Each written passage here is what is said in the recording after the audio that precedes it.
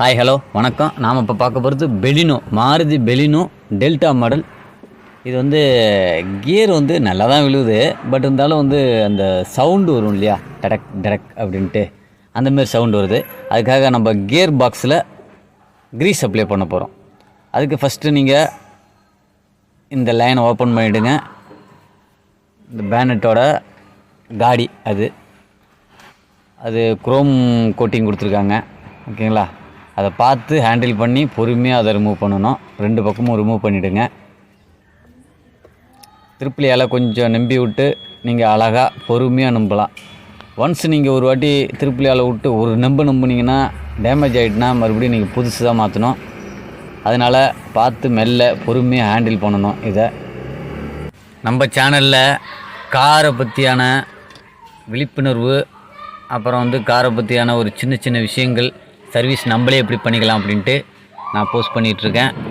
ஆதரவு கொடுங்க, உங்களுக்கும் யூஸ்ஃபுல்லாக இருக்கும். சப்ஸ்கிரைப் பண்ணி வச்சிங்க, சப்போர்ட் பண்ணுங்கள். இப்போது மறுபடியும் என்ன பண்ணுறீங்க, அந்த கியர் பாக்ஸுக்கு கீழே உள்ள பேனட்டை கையாலேயே ரிமூவ் பண்ணுங்கள். ஓகேங்களா, அதேமாரி ரிமூவ் பண்ணிங்கன்னா அதுவும் மெல்ல தூக்கிட்டு வந்துடும். பாருங்கள் எப்படி பண்ணுறன்ட்டு. கொஞ்சம் புஷ் பண்ணி பண்ணுங்கள். இந்த பக்கம் கட்டணுன்னா இந்த சீட்டுக்கு வந்துடுங்க, கொஞ்சம் சிரமம் பார்க்காம. அப்போ தான் பேலன்ஸ் கிடைக்கும், உடைக்காமல் நம்ம ரிமூவ் பண்ணலாம்.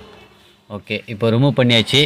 இங்கே பாருங்கள், க்ரீஸ் எதுவுமே இல்லை, கொஞ்சோண்டு தான் இருக்குது. அதுவும் ஸ்ப்ரிங்கில் தான் க்ரீஸ் இருக்குது.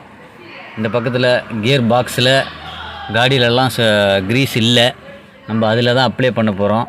அப்போ தான் வந்து அந்த சவுண்டு வந்து அரெஸ்ட் ஆகும், ஸ்மூத்னஸ் கிடைக்கும்.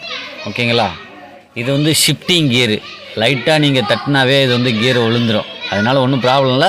பட் க்ரீஸ் போட்டால் இன்னும் கொஞ்சம் நமக்கு வந்துட்டு அந்த எஃபெக்ட் கிடைக்கும், ஸ்மூத்தாக இருக்கும்.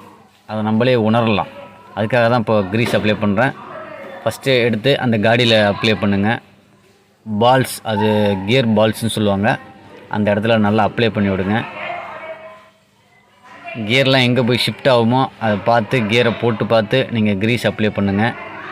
இது ரொம்ப யூஸ்ஃபுல்லாக இருக்கும் நமக்கு. ஓகேங்களா, அப்ளை பண்ணிவிட்டு நீங்கள் எப்படி நீங்கள் இதை கட்டினீங்களோ அதேமாரி மெல்ல மெல்ல நீங்கள் வச்சு நீங்கள் லாக் பண்ணிவிடணும். ஓகே, இதுதான் விஷயம், வேறு எந்த விஷயமும் இல்லை.